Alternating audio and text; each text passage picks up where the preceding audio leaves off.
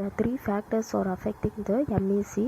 That is, first one is the cost of capital asset, and next one is the expected rate of returns to during the lifetime, and third one is the market rate of interest. These are the affecting the marginal efficiency of capital.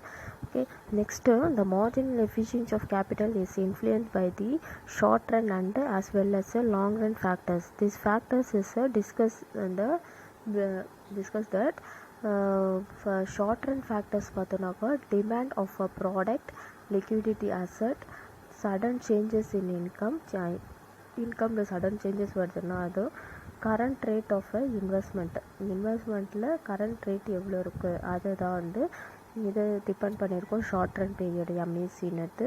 Next waves of optimum and ஆப்டிமிசம்ன்றது நம்பிக்கை இல்லாத அலைகளை தான் வந்து optimism and பெசிமிசம்னுட்டு சொல்கிறோம். Okay, இதெல்லாம் வந்து பார்த்தோன்னா short run factors. Next long run factors பார்த்தோன்னா long run factors influence the marginal efficiency of capital or following rate of growth of population.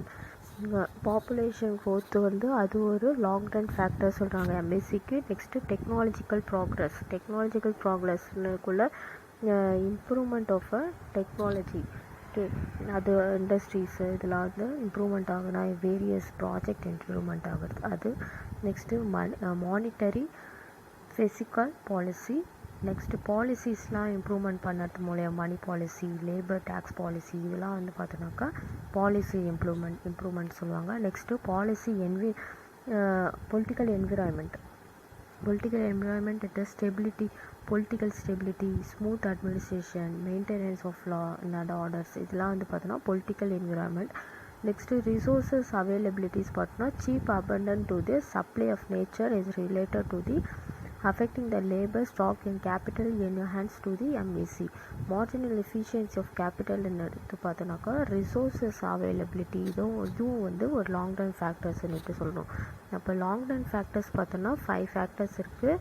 அதுதான் பார்த்தோன்னா rate of growth of population, technological process, next monetary physical policy, political environment and last one is resources availability. Okay, இதுதான் வந்து பார்த்தோன்னாக்கா marginal efficiency of capital. Next marginal efficiency of investment பார்த்தோன்னாக்கா இன்வெஸ்ட்மெண்ட்னாலே வட்டி விகிதம் தான் சொல்கிறது. இந்த marginal efficiency of investment is expected rate of returns to investment is additional unit of investment is made in the under the specific condition and over the period of time. ஒரு period of டைமில் additional இன்வெஸ்ட்மெண்ட்டுன்னு increase ஆகுது, வட்டி வீதம் அதிகமாகுதுன்னக்குள்ள அதை தான் வந்து மார்ஜினல் எஃபிஷியன்சி ஆஃப் இன்வெஸ்ட்மெண்ட் சொல்கிறாங்க. That is cost of borrowing high. அதிகமாக வந்து கடன் வாங்கிறது அதிகமாகுதுனாக்கா எது மூலயமா அதிகமாகும்? ஒரு பிஸ்னஸ் பண்ணணும்னா அதுக்கு கடன் வாங்குவாங்க. ஆனால் இன்வெஸ்ட்மெண்ட் ரேட் வந்து அதிகமாகுதுன்னக்குள்ள அதாவது வட்டி விகிதம் அதிகமாகுதுன்னக்குள்ள அவங்க பிஸ்னஸ் பண்ணுற மோட்டிவேஷனும் வந்து குறையறதுக்கு சான்ஸ் இருக்குது. ஓகேவா, business or less motivated borrow money and market investment is a different project because the high cost of borrowing return to profit margin of a business and firms. அதனால் பிஸ்னஸ் பண்ணுறவங்களுக்குலாம் பார்த்தோன்னா motivation கம்மியாகிறதுக்கு chances இருக்குது. அதான் வந்து marginal efficiency of investment சொல்கிறோம்.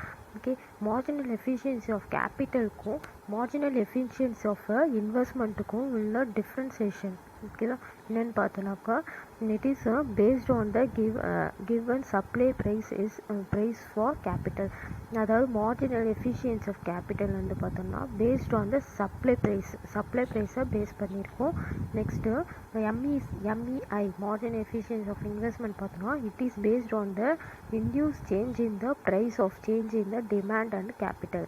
Demand சைடை base பண்ண மாதிரி இருக்கும் எதுன்னு பார்த்தோன்னா marginal efficiency of investment. Next second one பார்த்தோன்னா MEC வந்து marginal it represent the returns to all success unit of a capital within the recorder of extending கேபிட்டலை வந்து எக்ஸ்டெண்ட் பண்ணணும், யூனிட்டை வந்து இம்ப்ரூவ் பண்ணணும்னு தான் MECயோட சக்ஸஸிவ் ரெஸ்பான்சிபிலிட்டியாக இருக்குது.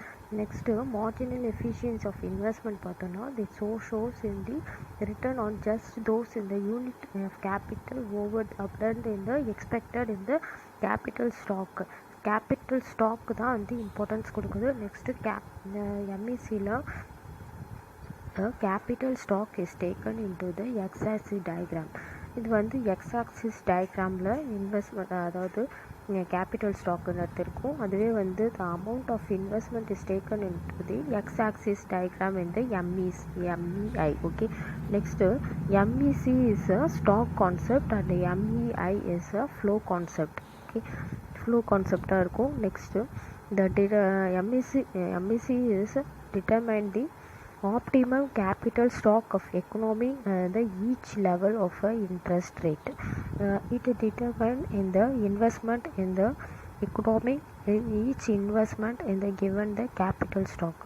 இன்வெஸ்ட்மெண்ட் லெவலில் டிபெண்ட் பண்ண மாதிரி இருக்கிறது பார்த்தோன்னாக்கா எம்இசின்னுட்டு சொல்கிறோம். கேபிட்டல் ஸ்டாக்ஸ் வந்து இன்ட்ரெஸ்ட் ரேட்டு வந்து கொடுக்கறது மூலயமா கேபிட்டல் ஸ்டாக் இம்ப்ரூவ் பண்ணதுனாக்கா அது எம்இஐன்னுட்டு சொல்கிறோம். ஓகே, இல்லை மார்ஜினல் எஃபிஷியன்சி ஆஃப் கேபிட்டலும் மார்ஜினல் எஃபிஷியன்சி ஆஃப் இன்வெஸ்ட்மெண்ட்டுக்கும் உள்ள டிஃப்ரென்சியேஷன் ரொம்ப இம்பார்ட்டன்ட். இதை நல்லா படிச்சுக்கோங்க, இது அடிக்கடி கேட்குற கொஷின். ஓகே.